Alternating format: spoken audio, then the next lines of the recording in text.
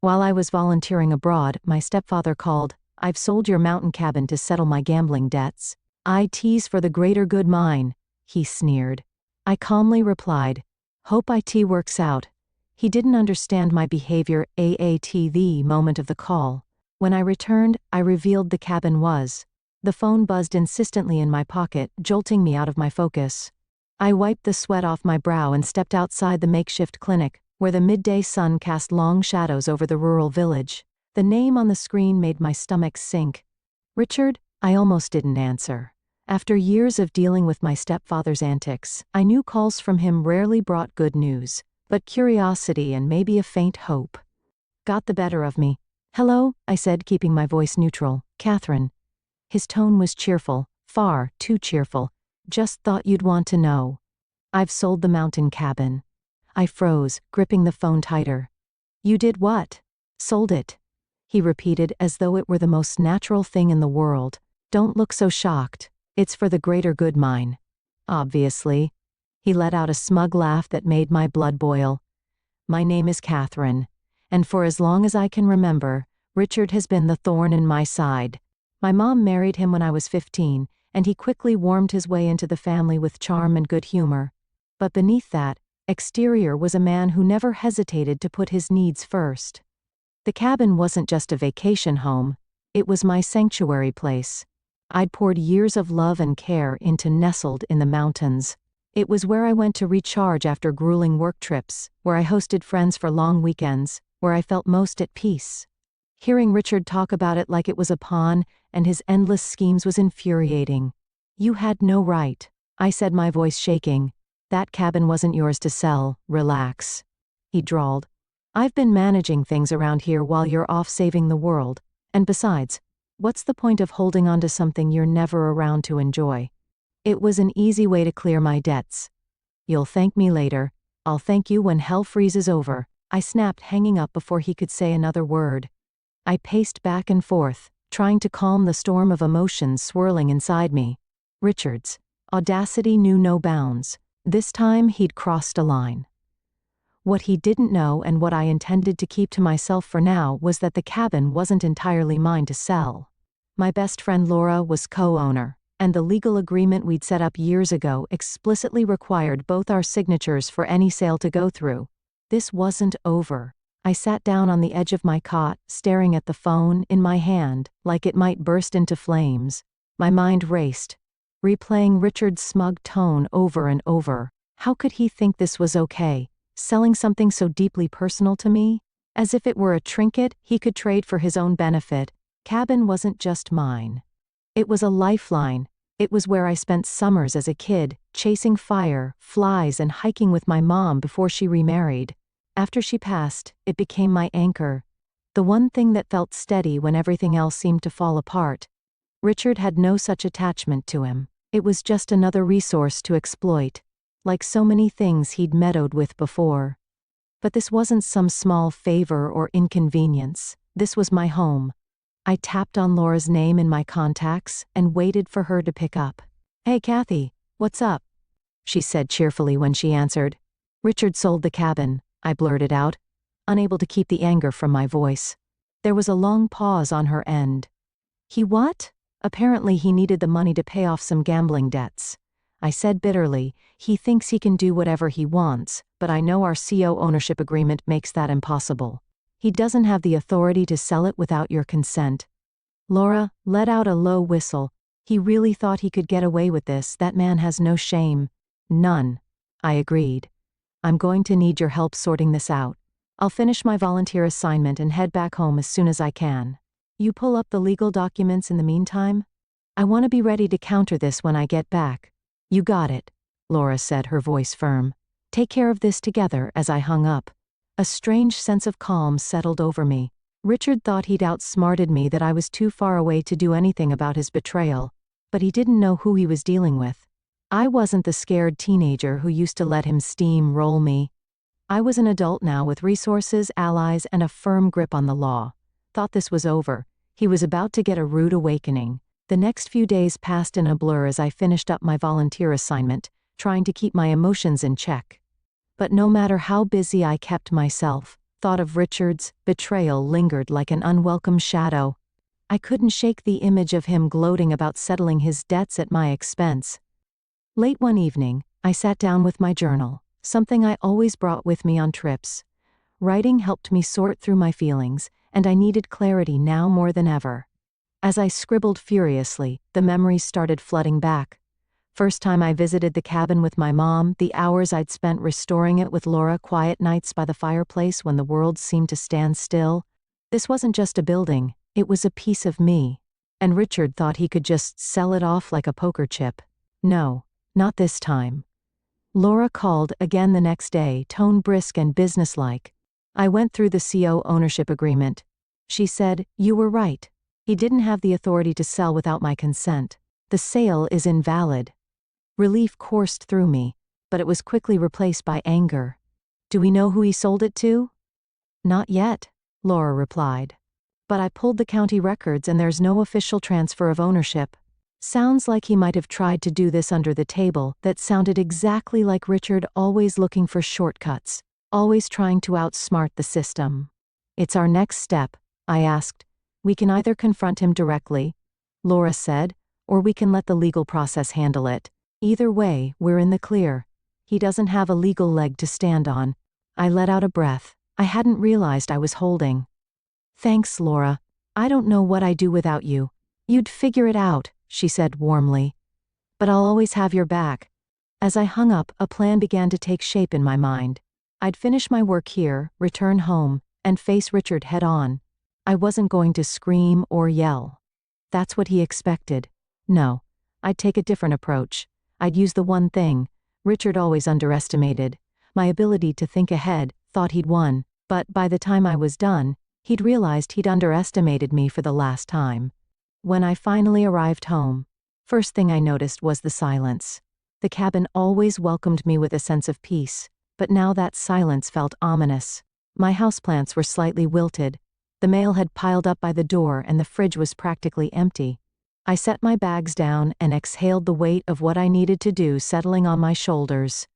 Before I could even unpack, my phone buzzed. It was Richard. I debated letting it go to voicemail. Then I thought better of it, time to face him. "If it isn't my globe-trotting stepdaughter," he said, his voice dripping with fake cheer. Finally, back to reality. "Ha. What do you want, Richard?" I asked, cutting straight to the point. "I just wanted to check in," he said, his tone smug. "Make sure you're not too upset about the whole cabin situation. It's gone now, so there's no use crying over spilled milk." My jaw clenched. "Funny you should say that," I replied, keeping my tone calm, "because as far as I can tell, it's not gone. Laura and I checked the ownership records. The sale didn't go through. Can't sell what doesn't belong to you." There was a pause on the other end. Just long enough to let me know I'd struck a nerve. "That's ridiculous," Richard said, his voice tightening. "The buyer paid in cash and the paperwork is handled. It's a done deal." "No, it's not," I said. "Laura and I co-own the cabin. Remember, without her consent, the sale is invalid. Legally, it's still ours." His laugh was brittle. "You think you're so smart. Don't you always playing the perfect daughter, always trying to control everything? You don't know how hard I've had it, Catherine. I did what I had to do." "You stole from me," I shot back. "You think I'm supposed to feel sorry for you? You've made your choices, Richard. And now you'll have to live with them." The conversation ended with him hanging up on me, and I was left standing there, phone in hand, shaking with a mix of anger and triumph. For years, I let Richard manipulate situations, guilt-trip me, and take advantage of my patience. But not anymore. I wasn't just defending the cabin. I was reclaiming my boundaries, my voice, and my peace of mind. The next morning, I sat at the kitchen table, my laptop open, reviewing the documents Laura had sent me. The CO ownership agreement was crystal clear. Neither of us could sell the cabin without the other's written consent. Richard's actions weren't just unethical. They were blatantly illegal. My thoughts were interrupted by a sharp knock at the door. When I opened it, there he was. Richard, wearing his usual smug expression. "Mind if I come in?" he asked. Though he didn't wait for an answer before stepping inside, I folded my arms, watching as he made himself comfortable in one of my chairs. "What do you want?" Richard? Look, Catherine. He started, his tone dripping with condescension. I know you're upset, but you have to understand my position. I was desperate. People I owed money to weren't exactly patient. I raised an eyebrow. And you thought stealing my property was the solution. Borrowing, corrected. As though that made it better. I was going to make it back. Once my luck turned around, I would have paid you back every penny. I couldn't help but laugh bitterly. Your luck. That's what you're betting on. Richard, you've been gambling away money for as long as I've known you, and it's never worked out. Why would this time be any different? He shifted uncomfortably. But his bravado quickly returned. You're overreacting, it's just a cabin. You're not even here most of the time. Why not let someone else make use of it? Because it's mine, I snapped. It's my home. You don't get to decide what I value or what I do with my property. For the record, Laura values it just as much as I do. Your little sale is invalid. And his face darkened. For a moment, I saw a flicker of something like fear. You wouldn't really go to the authorities. Would you? You wouldn't ruin your own stepfather like that. I leaned forward, meeting his gaze. Try me for the first time. Richard didn't have a snappy retort. He stood up, muttering something under his breath, and stormed out, slamming the door behind him. I sank back into my chair. My heart pounding. The confrontation had left me shaken, but I also felt a spark of satisfaction. Richard was starting to realize that his usual tactics wouldn't work on me anymore. This wasn't just about the cabin. It was about standing up to someone who had taken advantage of me for far too long. After Richard's dramatic exit, I called Laura to update her. He showed up at my house, I said, pacing the living room, tried to spin some sob story about how he had borrowed the cabin to settle his debts. Laura snorted on the other end of the line. Borrowed. Does he even hear himself? What did you say? I told him the sale was invalid. If he pushed me, I'd go to the authorities. I replied that seemed to shake him a little, but knowing Richard, he's probably already scheming his next move. Let him scheme, Laura said firmly. We've got the law on our side. I've contacted a lawyer to help us draft a formal cease and desist letter if he tries to involve the buyer again. We'll have a legal paper trail ready to shut it down. I nodded, her words grounding me.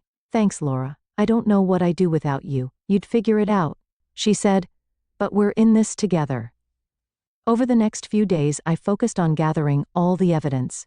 I documented the CO ownership agreement, collected screenshots of text messages Richard had sent about the sale, and even tracked down the real estate agent who had been involved.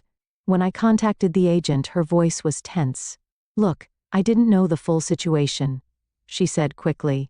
Richard told me he had permission to sell. If I'd known the cabin had a CO owner, I never would have touched the deal. Well, now you do, I said, being my tone even. I'm not trying to drag you into this, but I need your cooperation. Can you confirm that Richard signed the paperwork alone? She admitted the buyer hasn't paid in full yet because I flagged the transaction as unusual. It can provide you with the documents if you need them. That would be helpful, I said, jotting down her information. As I hung up, I felt a renewed sense of determination. Richard had banked on me being too passive or too distant to fight back, but he was about to learn just how wrong he'd been. That evening, Laura called with more good news. The letter is ready, she said. We'll send it first thing tomorrow. If he tries to pull anything else, we'll escalate. Perfect, I replied, a small smile creeping onto my face. For the first time in weeks, I felt like I was gaining control of the situation. Richard thought he could steamroll me, but he was about to find out that I wasn't so easily defeated. The next morning, Laura and I finalized the cease and desist letter and sent it to Richard. The language was clear and unyielding. Any further attempts to claim ownership of the cabin or engage the buyer would result in legal action. I imagined his reaction when he received it. Probably a mix of outrage and disbelief. For years he'd gotten away with manipulating and intimidating people into submission, but this time, he was up against a wall. He couldn't charm his way through. Later that day, the real estate agent emailed me the documentation she'd promised. Seeing Richard's signature on the fraudulent sale agreement made my stomach churn, but it also solidified my resolve. He hadn't just crossed a line, he'd bulldozed over it. That evening I got a call from Detective Miller, a local officer Laura had contacted to help with the case. "Miss Daniels," he began, his tone professional. "I've reviewed the documents you and Miss Langley provided. It's clear that the sale was unauthorized. Based on the evidence, we can move forward with a formal investigation if you'd like." "Yes," I said without hesitation. "I want to pursue this." Detective Miller continued. "We'll start by contacting the buyer and explaining the situation. Richard continues to interfere. We'll escalate to criminal charges for fraudulent misrepresentation." "Thank you, Detective," I said. "Please, let me know if you need anything else from me." As I hung up, I felt a mix of relief and anticipation. The wheels were in motion now, and there was no turning back. The next day, Richard called. His voice was laced with anger, but there was an edge of desperation beneath it. "Do you have any idea what you've done, Catherine?" he demanded. "You're ruining everything." "No, Richard," I replied calmly. "I'm protecting what's mine. You did this to yourself. You've always been so ungrateful." He sneered. "I stepped in when your mom couldn't handle things, and this is how you repay me." I couldn't help but laugh bitterly. "You didn't step in, Richard. You took over. You manipulated, lied, and used people to get what you wanted. And now you're paying the price." He started to argue, but I cut him off. "This conversation is over. If you have anything else to say, take it up with my lawyer." I hung up and leaned back in my chair, my heart racing. Richard's days of pushing me around were over, and I was finally in control. 2 days later, Detective Miller called me with an update. "Miss Daniels, we've spoken with the buyer, and they've agreed to halt the transaction. They were unaware of the CO ownership agreement and are willing to cooperate with any further investigation." Relief flooded through me. "That's great news. Does this mean the sale is officially void?" "Confirmed. The cabin remains under your and Miss Langley ownership. However, we'll need to keep the case open to address your stepfather's fraudulent actions." "Do you wish to press charges?" I hesitated for only a moment. I said firmly, "I want him held accountable." "Understood." Detective Miller said. "We'll proceed accordingly. Thank you for your cooperation." After the call, I let out a deep breath. For the first time in weeks, I felt a sense of calm returning. The cabin was safe, and Richard's schemes were unraveling. Later that afternoon, I called Laura to share the news. "The sale is officially void." I told her the buyer is backing out and the cabin is ours. Again. "It's a huge win," Laura said, her excitement evident. "But what about Richard?" "The police are moving forward with their investigation," I explained. "He's not getting away with this." "Good," she said. "It's about time someone stood up to him." Her words stuck with me long after we hung up. For years, I'd let Richard get away with so much: his manipulations, his entitlement, his complete disregard for boundaries. This time I'd fought back. It felt like a turning point, not just for this situation, for how I approached everything in my life. That evening I went to the cabin for the first time since coming home. Stepping inside, I felt an overwhelming wave of emotion. The smell of the wood panels, familiar creak of the floorboards. It all reminded me of why this place meant so much to me. I sat by the fireplace, letting the quiet of the mountains wash over me.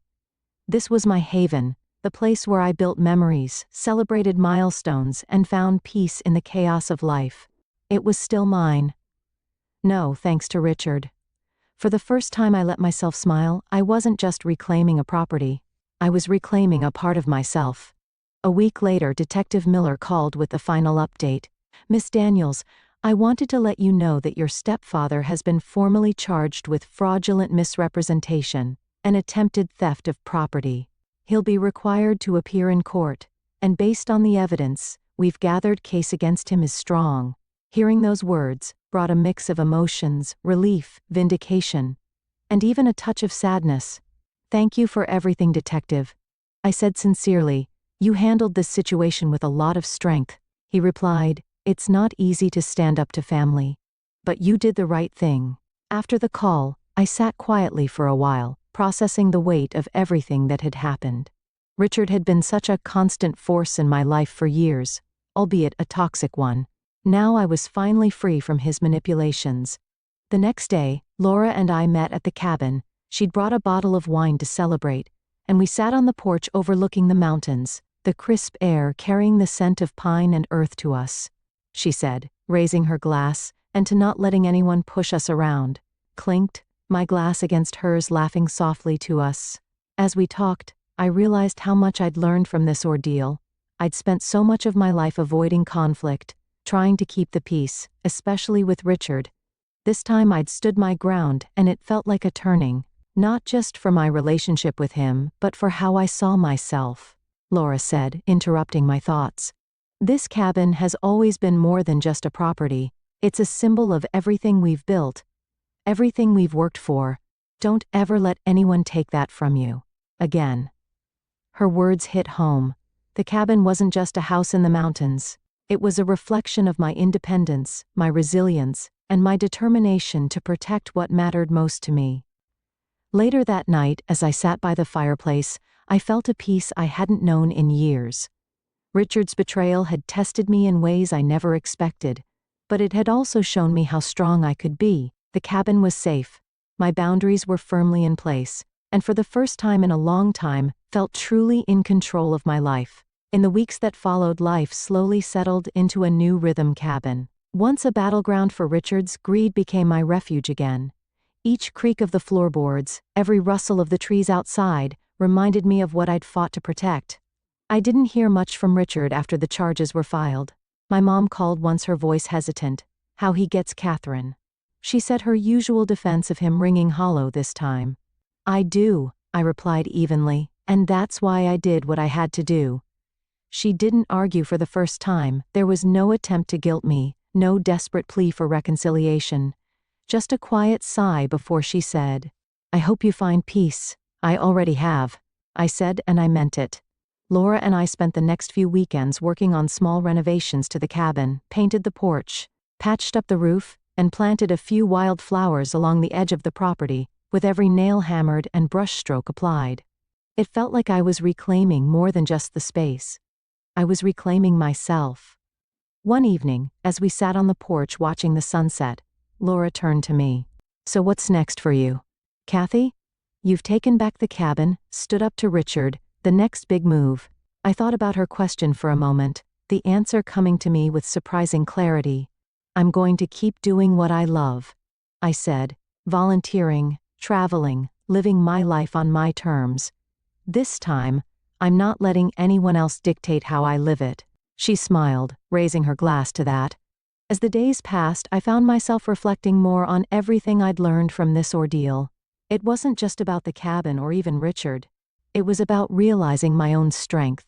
For years, I'd let his behavior dictate how much I pushed back, how much I tolerated. Now I knew I was capable of setting boundaries and holding them. No matter how uncomfortable it made others, the cabin stood as a symbol of that growth. A reminder that I didn't have to sacrifice my peace or my values for anyone else's comfort. One evening, as the sun dipped below the mountains, I stood on the porch, breathing in the cool pine-scented air. For the first time in years, felt truly at home, not just in the cabin, but in my own life.